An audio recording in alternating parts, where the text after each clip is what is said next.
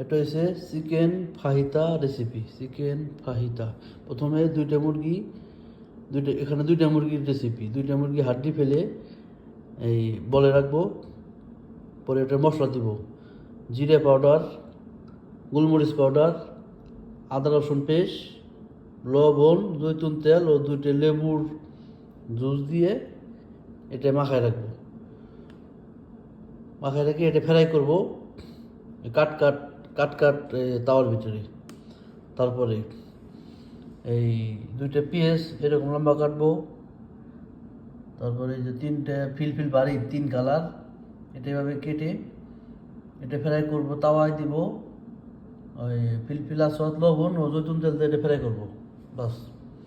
পরে এটার সাথে থাকবে এই ডোরোটোস চিপস, মাজরুল্লাহ ও সোয়ার ক্রিম ও তোরতোলা খবুজ, এটা ও দুটো আভোকাডো শেষে দেওয়ার সময় লম্বা করে কেটে দিব আলাদা, বাস।